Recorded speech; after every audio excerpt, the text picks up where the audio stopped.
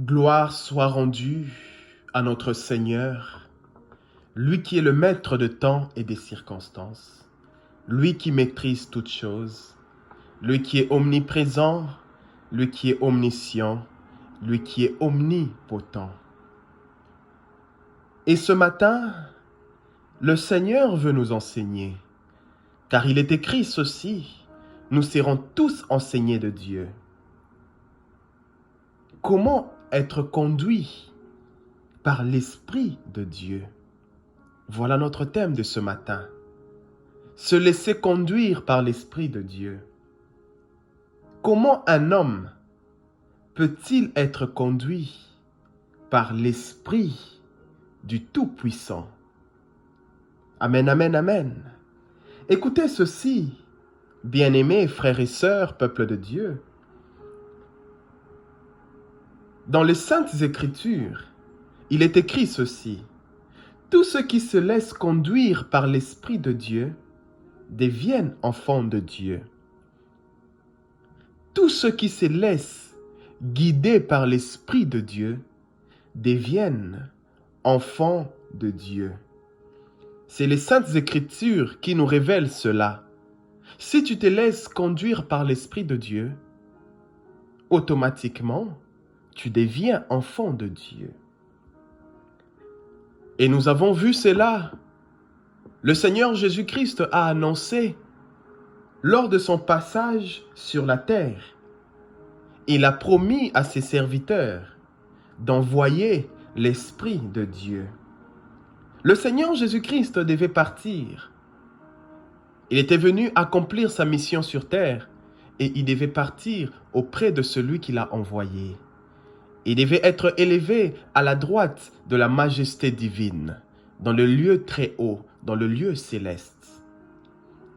Mais il a promis de ne pas laisser ses serviteurs comme des orphelins, mais de leur envoyer l'Esprit de Dieu.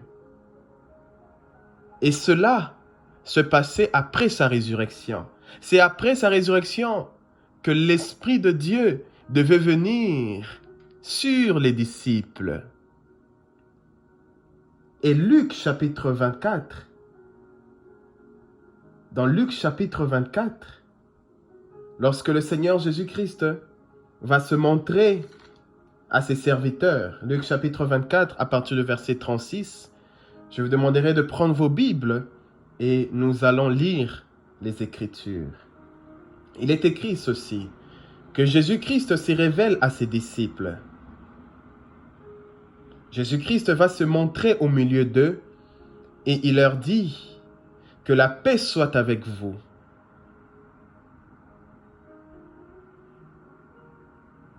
Ce texte commence par une déclaration venant du Seigneur Jésus-Christ. Et cette déclaration, il leur dit que la paix soit avec vous. Pourquoi une telle déclaration? Parce que Jésus-Christ, en réalité, il s'était révélé dans la dimension de l'esprit. Il s'était révélé dans sa nature divine. Bien-aimés frères et sœurs, peuple de Dieu, lorsque le Christ se révèle dans sa nature divine, en d'autres termes, il se révèle dans la dimension spirituelle. Et tout ce qui est spirituel est un mystère. Et souvent, lorsque l'humain est face à un mystère, l'humain est toujours effrayé. Souvent même, il nous arrive de ne pas vouloir aller plus loin dans les choses de l'esprit. Car les choses de l'esprit font peur, mais nous devons enlever cette peur. Alors la Bible nous révèle que lorsque Jésus va apparaître à ses disciples, il va d'abord leur dire que la paix soit avec vous. Parce que Jésus savait que les disciples seront effrayés. Jésus savait que s'il se révèle dans la dimension de l'esprit, le cœur des disciples s'est rendu troublé. Voilà pourquoi, d'abord, il les a annoncés que la paix soit avec vous. Et lorsque nous lisons dans le même texte, nous remarquons que les disciples, ils étaient remplis de peur. Pourquoi remplis de peur? Parce que pour eux, ils pensaient voir un esprit.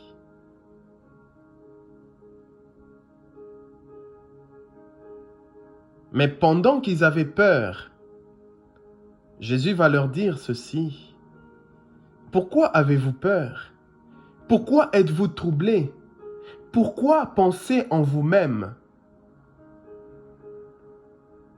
C'est bien moi. Regardez mes mains et regardez mes pieds. C'est moi, touchez-moi et regardez. Jésus leur dit, vous n'avez pas vu un esprit, car un esprit n'a pas de corps. Regardez, il y a des clous sur mes mains. Regardez, il y a des clous sur mes pieds. Et pendant que le Seigneur Jésus-Christ parlait à ses disciples, les disciples pouvaient voir le signe des clous dans les mains du Christ et même dans ses pieds. Car le Christ venait d'être crucifié. Et comme la mort n'avait aucun pouvoir de le retenir, le 3e jour, Dieu l'a réveillé d'entre les morts. Alors lorsque les disciples vont effectivement reconnaître que c'est bien Jésus-Christ qui est devant eux, alors ils sont remplis de joie. Mais malgré leur joie, ils n'arrivent pas toujours à croire que Jésus-Christ est sorti de la tombe.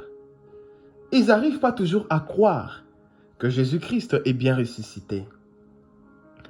Alors, Jésus va demander du pain à ses apôtres. Il va demander de partager un repas avec eux. Et pendant qu'ils partageaient le repas, Jésus va leur dire, voilà, aujourd'hui, vous êtes très effrayés, mais vous devez savoir ceci, tout ce qui a été écrit dans le livre de la loi de Moïse, tout cela devait se réaliser. Voilà pourquoi vous me voyez aujourd'hui dans la dimension de l'esprit. Car je ne serai plus avec vous comme vous me voyez aujourd'hui, mais je serai au milieu de vous par mon esprit. Voilà pourquoi nous devons apprendre à nous laisser conduire par l'esprit du Christ. Et pendant que Jésus leur parlait, dans Luc chapitre 24 à partir du verset 45, qu'est-ce que le Seigneur Jésus-Christ va faire? Il va ouvrir l'intelligence de ses disciples pour qu'ils comprennent les Écritures saintes. Jésus va leur ouvrir l'esprit. Amen, amen, amen. Mais une question à se poser. Pourquoi le Seigneur Jésus-Christ devait leur ouvrir l'esprit après avoir partagé un repas avec ses disciples? Parce que c'est après avoir partagé le pain avec ses disciples qu'il va ouvrir leur intelligence et leur esprit afin qu'ils puissent avoir la connaissance des Écritures. En d'autres termes, nous devons chercher à comprendre quel est le mystère dans le repas du Seigneur. Amen, amen, amen. Bien-aimés frères et sœurs, peuple de Dieu, dans la même pensée, nous voyons dans le chemin d'Emmaüs, Jésus partageait du pain avec ses apôtres. Il était à table avec ses disciples, dans Luc chapitre 24 à partir du verset 30. La Bible nous dit que Jésus-Christ s'est mis à table avec ses serviteurs. Et il prend le pain et il déclare une prière de bénédiction. Ensuite, il partage le pain avec tous. Et au verset 31, après que les disciples aient mangé le pain, la Bible nous révèle que les disciples commencent à voir clair et ils reconnaissent Jésus. Ils ont senti dans leur cœur comme un feu qui brûlait. Et en ce moment-là, Jésus était en train de leur expliquer ce qui est écrit à son sujet. C'est après avoir partagé le repas du Seigneur qu'ils ont commencé à voir clair, qu'ils ont reconnu le Seigneur Jésus-Christ. C'est en ce moment-là qu'ils ont eu l'intelligence de comprendre ce qui est écrit au sujet de Jésus. Et c'était quoi ce qui était écrit au sujet de Jésus? Jésus devait être cloué au bois de la croix. Et le 3e jour, il devait se relever d'entre les morts, car la mort n'avait aucun pouvoir de retenir le Seigneur Jésus-Christ. Amen, amen, amen.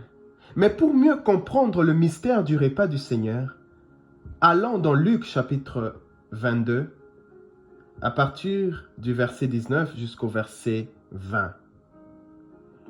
Luc chapitre 22. Luc chapitre 22 à partir du verset 19 jusqu'au verset 20. La Bible nous dit ceci. Quand l'heure est venue, Jésus s'installe pour le repas avec les apôtres. Il leur dit, « J'ai beaucoup désiré manger ce repas de la Pâque avec vous avant de souffrir. Oui, je vous l'ai dit, je ne mangerai plus ce repas jusqu'au jour où Dieu l'offrira dans son royaume. » Au verset 20, à la fin du repas, Jésus prend aussi la coupe du vin. Il dit, « Cette coupe est la nouvelle alliance de Dieu, parce que mon sang est versé pour vous. »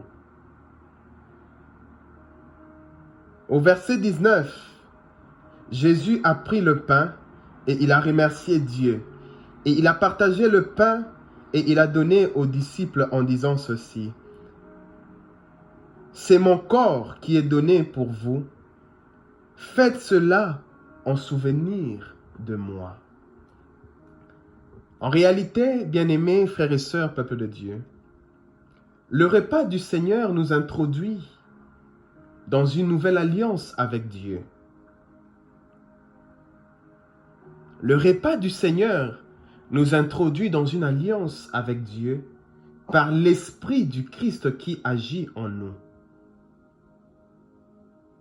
Lorsque le Seigneur Jésus-Christ partageait le pain avec ses disciples, en d'autres termes, il les introduisait dans une alliance avec Dieu.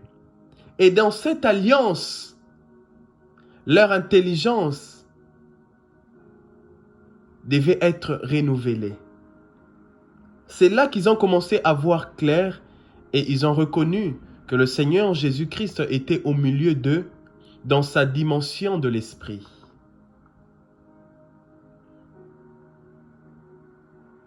Jésus-Christ a rompu le pain et il a pris la coupe du vin qui symbolisait sa mort et sa résurrection. Et il va dire à ses disciples, à chaque fois que vous allez prendre ce repas, faites cela en souvenir de ma mort et ma résurrection. À chaque fois, faites cela en souvenir de la mort et de la résurrection. Et la résurrection de Jésus nous emmène à comprendre ce qui est écrit à son sujet. Pourquoi le repas du Seigneur a ouvert l'esprit de l'homme? C'est simplement à cause de l'impact de l'alliance que nous avons avec Dieu par le Christ ressuscité. L'alliance, c'est ce qui nous introduit dans le monde spirituel. L'alliance avec Dieu, c'est ça notre autorité. Ils l'ont vaincu à cause du sang de Jésus-Christ. et à cause de la parole de leur témoignage. Si l'intelligence des apôtres devait être renouvelée, c'est simplement à cause de l'impact de l'alliance que nous avons avec Dieu. Et lorsque nous lisons dans Hébreux chapitre 8 à partir du verset 10, la Bible nous parle concernant la nouvelle alliance que Dieu a établie par le sang de Jésus-Christ. Dieu a dit ceci: « Voici l'alliance que je vais établir avec le peuple d'Israël après ce jour-là. » Voici l'alliance, la nouvelle alliance que moi, Dieu, j'ai décidé d'établir avec le peuple d'Israël. Je leur donnerai de l'intelligence pour comprendre et connaître mes lois. J'écrirai celles-ci dans leur cœur. Je serai leur Dieu et ils seront mon peuple. Amen, amen, amen. Bien-aimés, dans Luc chapitre 24, Jésus a ouvert l'intelligence de ses serviteurs lorsqu'il les a donné le pain qui est le signe de la nouvelle alliance. Lorsque Jésus a pris le pain et le vin, il a donné à ses disciples. C'était le signe de l'alliance avec Dieu. Et dans l'alliance avec Dieu, l'esprit de l'homme est totalement renouvelé par Dieu. Dieu a dit dans la nouvelle alliance: « Je donnerai de l'intelligence aux hommes pour comprendre et connaître mes principes. Et j'écrirai celles-ci dans leur cœur. Je serai leur Dieu et ils seront mon peuple. » Amen, amen, amen. Bien-aimés frères et sœurs, peuple de Dieu, quand Christ les a introduits dans l'alliance avec Dieu, il va leur faire maintenant une promesse. Après que Jésus ait ouvert leur intelligence et leur esprit, c'est là maintenant qu'il va faire une promesse à ses serviteurs. Et cette promesse, nous le retrouvons dans Luc chapitre 24, à partir du verset 48. Jésus leur dit ceci. Et moi, dans Luc chapitre 24, à partir du verset 49, il leur dit: « Et moi je veux vous envoyer ce que mon Père a promis, mais vous devez rester dans la ville en attendant de recevoir la puissance de Dieu. » Les disciples se retrouvaient à Jérusalem. C'est là que la puissance de Dieu devait descendre sur eux. C'est là qu'ils devaient recevoir l'Esprit de Dieu. Car lorsque l'Esprit de Dieu vient sur l'homme, l'Esprit de Dieu est porteur de la puissance de Dieu. Et Jésus va leur dire: « Moi je dois partir, mais vous, restez encore quelques jours à Jérusalem et attendez jusqu'à ce que l'Esprit de Dieu viendra vers vous. Et lorsque l'Esprit de Dieu viendra vers vous, c'est là que vous serez revêtus de la puissance de Dieu. Et vous pouvez sortir maintenant pour aller annoncer la bonne nouvelle, pour guérir les malades, pour guérir les opprimés, pour libérer les captifs, pour détruire les dominations et la puissance de l'ennemi. Mais avant cela, les disciples devaient attendre l'arrivée de l'Esprit de Dieu, car Jésus-Christ avait déjà annoncé cela. Il n'est pas un homme pour mentir, il n'est pas un fils de l'homme pour se repentir, mais ce qu'il dit, il finit toujours par l'accomplir. Il avait promis l'Esprit de Dieu, et nous verrons quand est-ce que l'Esprit de Dieu est descendu sur les serviteurs de Dieu. Bien-aimés frères et sœurs, peuple de Dieu, les apôtres devaient être conduits par l'Esprit de Dieu. Et lorsque nous lisons l'Évangile selon Jean, Jean nous parle du rôle que fait l'Esprit de Dieu dans la vie d'un croyant.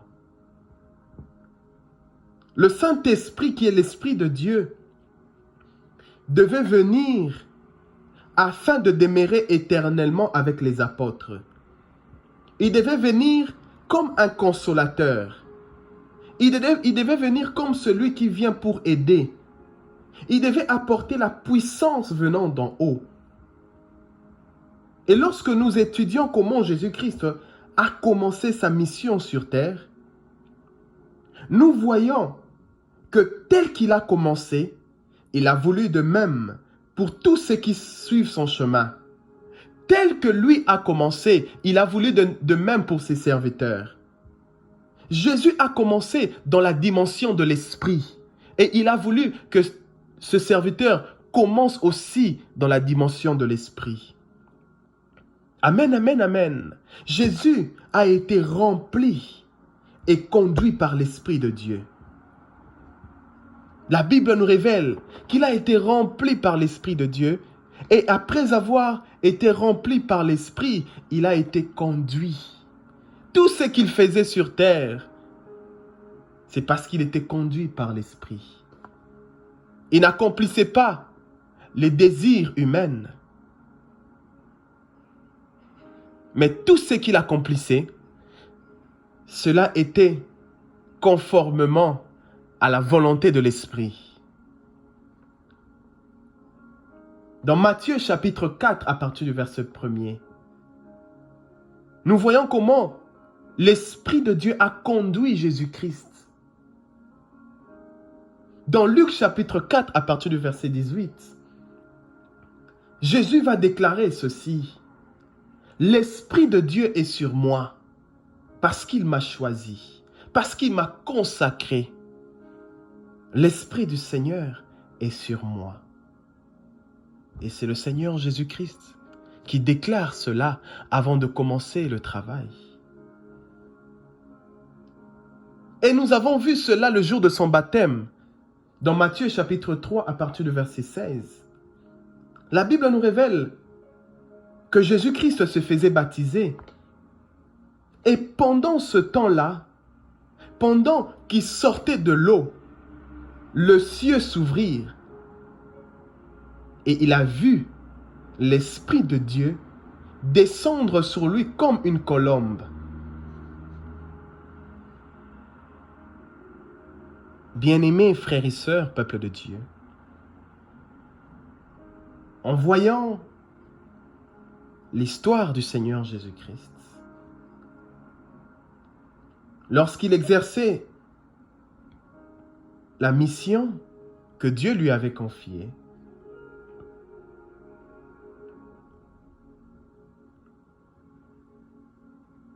le Christ, il a marché sur les 4 dimensions de l'Esprit. 4 dimensions de la marche avec l'Esprit de Dieu. L'Esprit de Dieu était en lui. L'Esprit de Dieu était sur lui. L'Esprit de Dieu était avec lui. Et il a vu l'Esprit de Dieu. Voilà pourquoi, lorsque nous lisons dans Jean chapitre 14, à partir du verset 15 jusqu'au verset 17, Jean chapitre 14, à partir du verset 15 jusqu'au verset 17, la Bible nous dit ceci. Christ parle à ses disciples. Il leur dit, si vous m'aimez, vous obéirez à mes commandements. Et moi, je prierai le Père, et il vous donnera quelqu'un d'autre pour vous aider. Quelqu'un qui sera avec vous pour toujours. C'est l'Esprit de vérité. En effet, le monde ne peut pas le recevoir parce qu'il ne le voit pas et ne le connaît pas. Mais vous, vous le connaissez parce qu'il reste avec vous et il habite en vous. Vous le connaissez parce qu'il reste avec vous et il habite en vous. En d'autres termes, l'Esprit de Dieu devait venir demeurer avec les disciples et restez avec eux. Il sera avec vous, mais à condition de m'aimer et d'obéir à ma parole. Les disciples devaient aimer le Seigneur et obéir à ses commandements, afin de recevoir l'Esprit de Dieu. Et l'Esprit de Dieu, lorsqu'il vient, il vient pour demeurer avec l'être humain.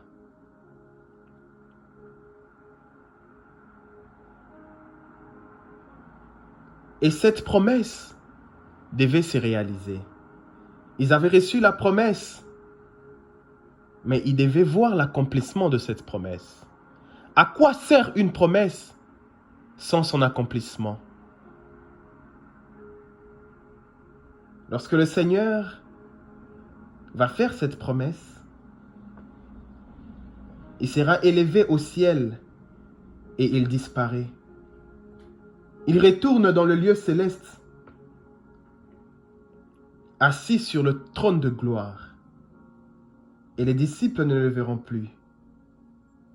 Lui qui était avec eux jour et nuit, lui qui les enseignait, lui qui le consolait, il était comme un aide pour ses serviteurs.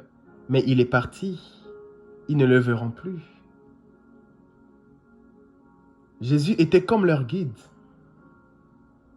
C'est lui qui leur montrait le chemin. Il a même dit à ses disciples, « Je suis le chemin, la vie et la vérité. » Et j'imagine comment les disciples étaient remplis de tristesse. Leur cœur était troublé.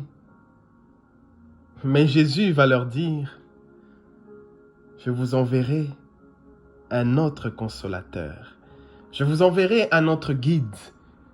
Quelqu'un qui va vous conduire. » Et dans Jean chapitre 16, à partir du verset 4 jusqu'au verset 7, Jean chapitre 16, à partir du verset 4 jusqu'au verset 7. Je vous l'ai dit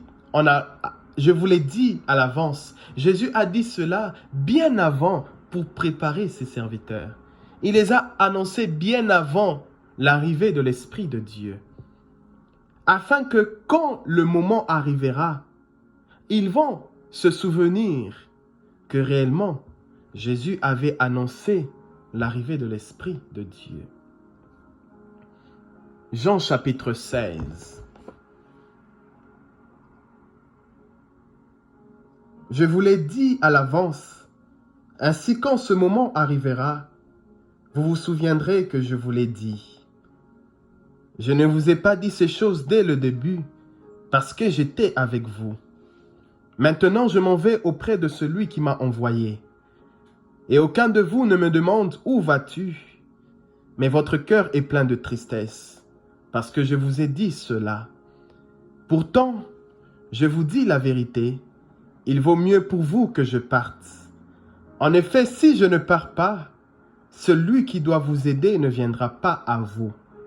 Mais si je pars, je vous l'enverrai. Jésus-Christ préparait déjà ses disciples moralement. Il leur préparait, il leur disait, vous allez recevoir l'Esprit de Dieu. C'est lui qui va vous conduire. Tel que je vous ai conduit, lui aussi, il vous conduira. Et lui, il sera avec vous éternellement.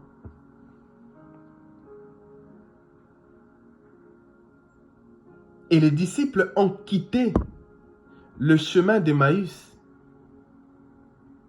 et ils sont allés attendre à Jérusalem. C'est là que l'Esprit devait venir, conformément à ce que Jésus les avait annoncé.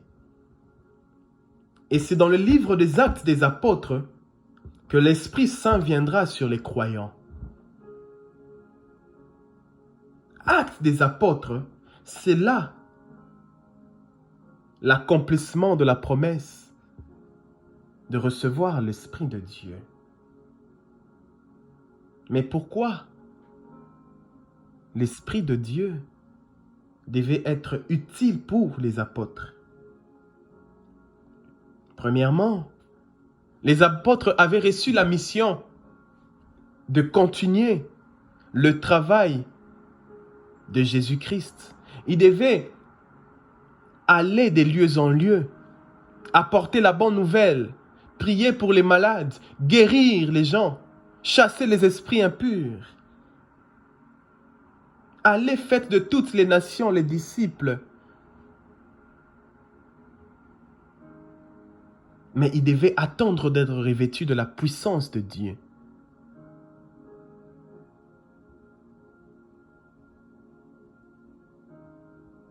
C'était un nouveau départ, un nouveau commencement. Les disciples devaient opérer dans l'autorité du nom de Jésus-Christ. Et sans l'Esprit de Dieu, il n'y a pas effet. Pour qu'ils puissent recevoir la puissance de Dieu, il fallait d'abord que l'Esprit descende sur eux. Tout cela devait être possible que par l'arrivée de l'Esprit. Sans l'aide de l'Esprit Saint, les disciples ne pouvaient pas accomplir pleinement leur mission. Et dans Actes des Apôtres, chapitre 1er, Jésus va leur dire, restez encore à Jérusalem. Car vous avez été baptisés du baptême de la repentance, du baptême de l'eau. Mais dans peu de jours, vous serez baptisés de l'Esprit de Dieu. Et lorsque l'homme est baptisé de l'Esprit de Dieu, l'homme entre dans la puissance de Dieu. Il leur dit ceci dans Actes des Apôtres, chapitre 1er. Vous allez recevoir une force, celle de l'Esprit de Dieu, qui descendra sur vous. Alors vous serez mes témoins à Jérusalem, dans toute la Judée et la Samarie, et même jusqu'aux extrémités de la terre. Et dans Actes des Apôtres, chapitre 2, l'Esprit Saint viendra sur les croyants. Le jour de la Pentecôte, l'Esprit de Dieu est descendu avec puissance sur les croyants. Et la Bible nous révèle que ce jour-là, ils étaient tous remplis de l'Esprit de Dieu. Ils étaient réunis comme d'habitude. Ils avaient l'habitude de prier tous ensemble dans un même endroit. Et tout à coup, un bruit vient du ciel. C'est comme le souffle d'un violent coup de vent. Et ce bruit remplit toute la maison où ils étaient. Alors, ils étaient tous remplis de l'Esprit de Dieu. Ils ont commencé à parler dans d'autres langues. C'est l'Esprit qui leur donnait de faire cela. Ils faisaient cela parce que l'Esprit était descendu sur eux.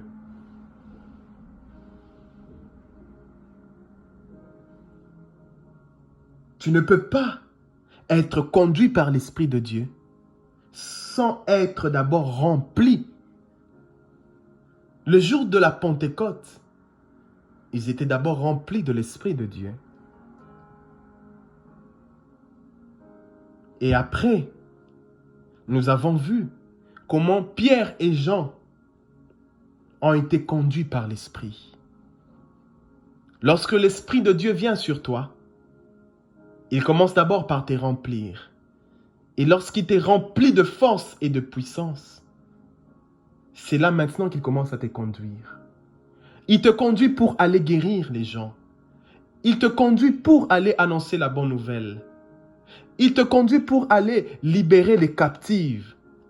Il te conduit pour aller libérer ceux qui sont dans l'emprise de l'ennemi. Et Pierre et Jean, ils étaient parmi les croyants qui venaient d'être remplis de l'Esprit de Dieu. Tous deux remplis de l'Esprit de Dieu. Pierre et Jean. Et l'Esprit de Dieu va leur conduire au temple. Mais pourquoi? Parce que l'Esprit de Dieu te conduira toujours dans la présence de Dieu. L'Esprit de Dieu conduit Pierre et Jean au temple pour prier. Et près de l'entrée du temple, il y avait un homme, Actes des Apôtres chapitre 3. Il y avait un homme qui était infirme depuis sa naissance. Et chaque jour, cet homme infirme, il demandait de l'argent à ceux qui venaient au temple pour la prière. Mais ce jour-là, cet homme infirme devait recevoir ce qui apporte la vie. La rencontre avec l'Esprit de Dieu apporte toujours la vie. Cet homme infirme va voir Pierre et Jean et demande de l'argent à Pierre et Jean. Et la Bible nous révèle que Pierre tourne le regard vers cet homme. Pierre va regarder cet homme avec beaucoup d'attention. Dans Luc chapitre 3, un jour Pierre et Jean vont au temple pour la prière de 3 heures de l'après-midi. Près de la porte du temple appelée la Belle Porte, il y a un homme infirme depuis sa naissance. Chaque jour, on l'apporte et on le dépose là. Il demande de l'argent à ceux qui entrent dans le temple. L'infirme voit Pierre et Jean qui vont entrer et leur demande de l'argent. Pierre et Jean tournent les yeux vers lui et Pierre lui dit « Regarde-nous ». L'homme le regarde avec attention. L'homme pense que Pierre va lui donner quelque chose. Et Pierre lui dit « Je n'ai pas d'argent et je n'ai pas d'or, mais ce que j'ai, je te le donne. Au nom de Jésus-Christ de Nazareth, lève-toi et marche. » Pierre va dire à cet homme, « Je n'ai ni or ni argent à te donner, mais ce que j'ai, je te le donne.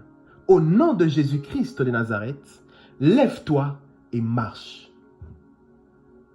La Bible nous révèle que au même instant, au même moment, Pierre prend l'homme par la main droite pour l'aider à se lever. Aussitôt les pieds et les chevilles de l'infirme deviennent solides. Il se lève d'un banc et se met à marcher. Il entre avec Pierre et Jean dans le temple. Il marche, il saute et il chante la louange de Dieu. Et la foule est étonnée. Comment cet homme infirme depuis sa naissance vient de marcher? Pourquoi? Parce que l'Esprit de Dieu apporte la vie. Pierre venait d'être rempli de l'Esprit de Dieu. Pierre venait de recevoir la chose qui produit l'impact sur terre. La puissance de Dieu apporte la guérison. Ce que j'ai, je te le donne. En d'autres termes, Pierre voulait dire à l'infirme, reçois l'Esprit de Dieu. Et lorsque cet infirme a reçu l'Esprit de Dieu, la vie est entrée dans son corps. Lui qui était infirme depuis sa naissance, il se levait et il a commencé à marcher par la puissance du nom de Jésus-Christ de Nazareth. Amen, amen, amen. Bien-aimés frères et sœurs, peuple de Dieu, lorsqu'on se laisse être rempli et conduit par l'Esprit de Dieu, c'est là qu'on commence à opérer dans la vie de miracle. C'est là qu'on commence à opérer une vie surnaturelle. C'est là qu'on commence à croire aux phénomènes surhumains. Des phénomènes que l'homme ne peut pas expliquer, mais des choses que Dieu a préparées pour ceux qui s'attachent à lui.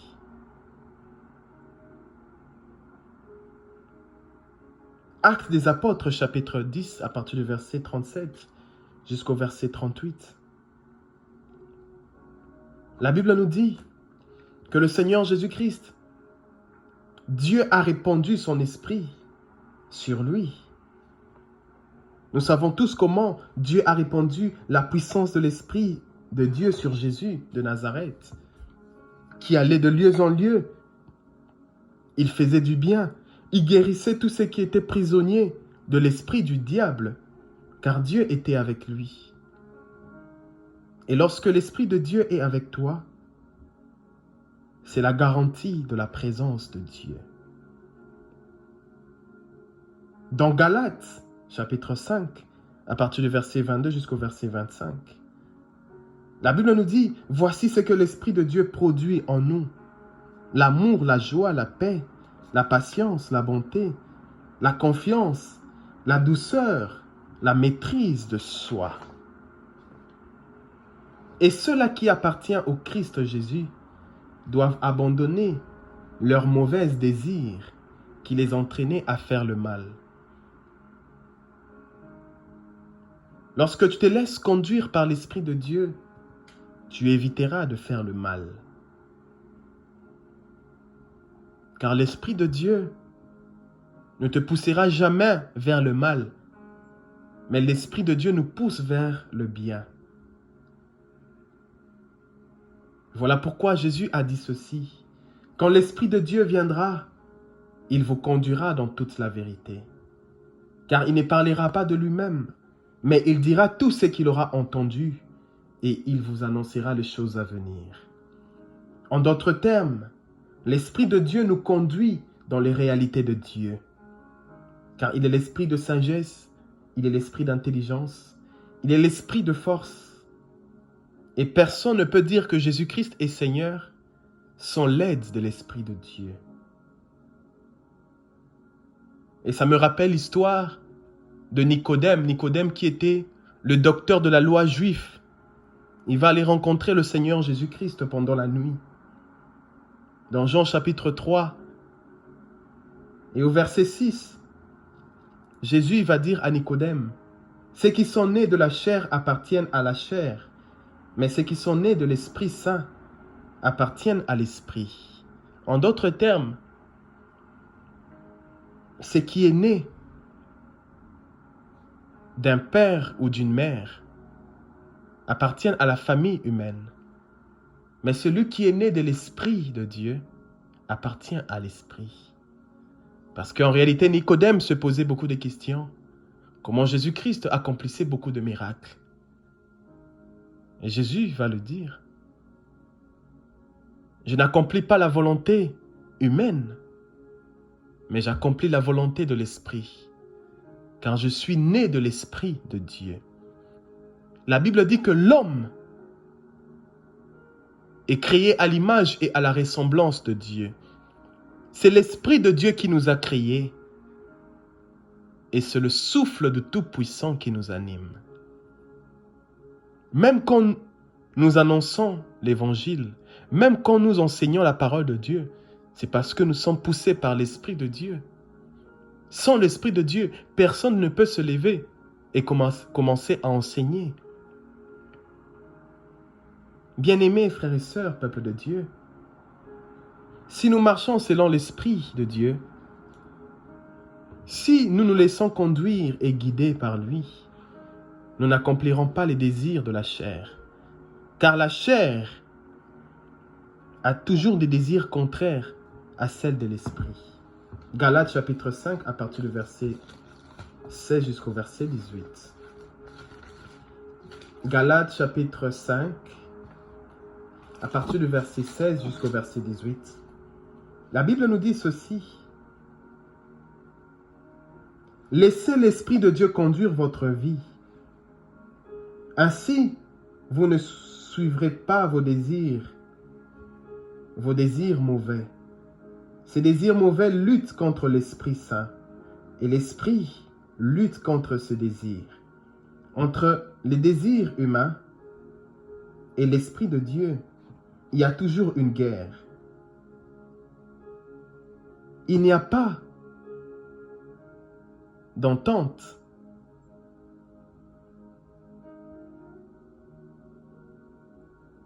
Si l'homme se laisse conduire par l'Esprit, il ne va pas accomplir la volonté de la chair. Écoutez ceci, bien-aimés. Sur terre, notre plus grande lutte, c'est de se laisser être conduit par l'Esprit de Dieu. Il y a un grand conflit entre la chair humaine et l'Esprit de Dieu. La chair, c'est notre nature pécheresse. C'est les désirs humains qui nous poussent à faire le mal. Mais l'Esprit de Dieu est celui qui nous connecte à Dieu.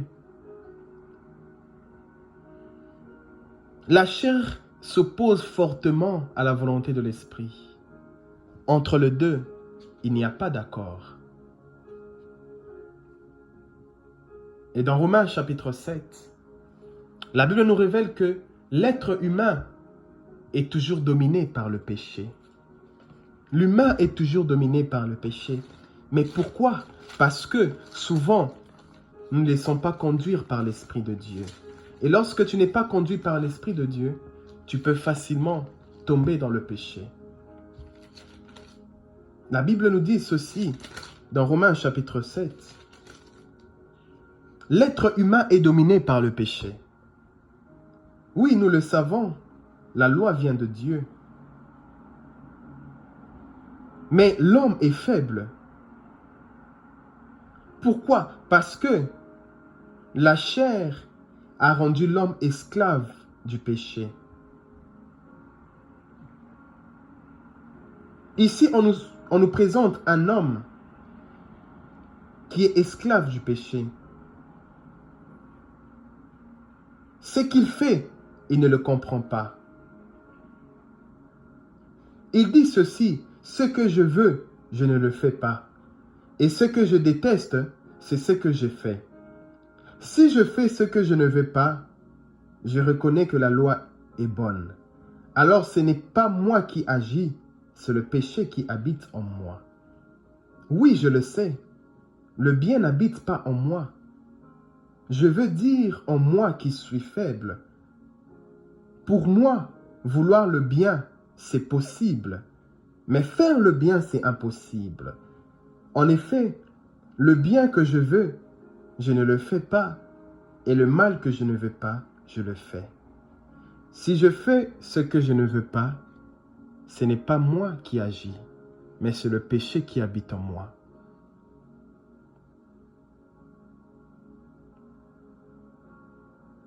Mais je ne trouve aucun bien au-dedans de moi. Dans mon corps, il y a une loi qui lutte pour que je puisse obéir à la loi de Dieu. Cette loi fait de moi un prisonnier du péché.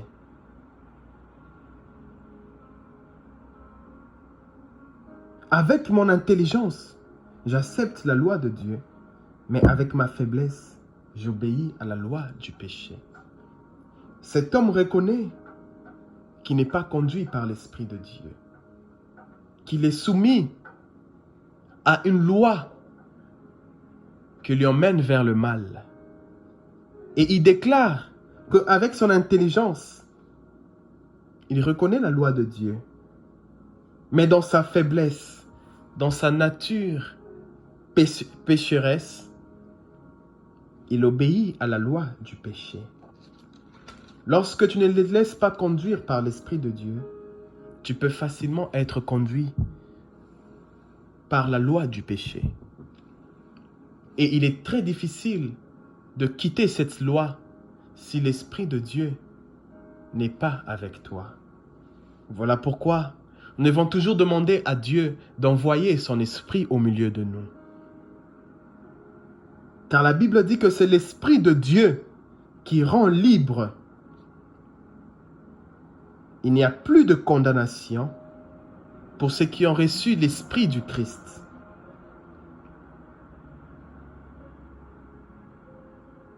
C'est lui qui a reçu l'Esprit du Christ.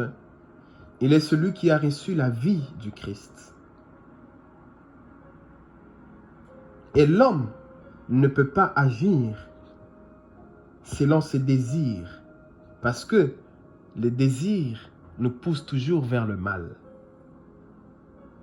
Quand quelqu'un suit ses désirs humains, très souvent, il va vers la mort. Mais quand quelqu'un suit l'Esprit de Dieu, cet esprit apporte la vie et la paix. La Bible nous révèle que Dieu a réveillé Jésus de la mort. C'était par l'Esprit de Dieu que Jésus-Christ a quitté la tombe. Et si ce même esprit qui a réveillé Jésus-Christ d'entre les morts, n'est-ce pas, il apportera la vie en nous. Voilà pourquoi, ce matin, j'aimerais nous exhorter à nous laisser conduire par l'Esprit de Dieu. Totalement nous laisser guider par l'Esprit de Dieu. Car il est écrit ceci, dans les derniers jours, je répandrai de mon esprit sur toute chair.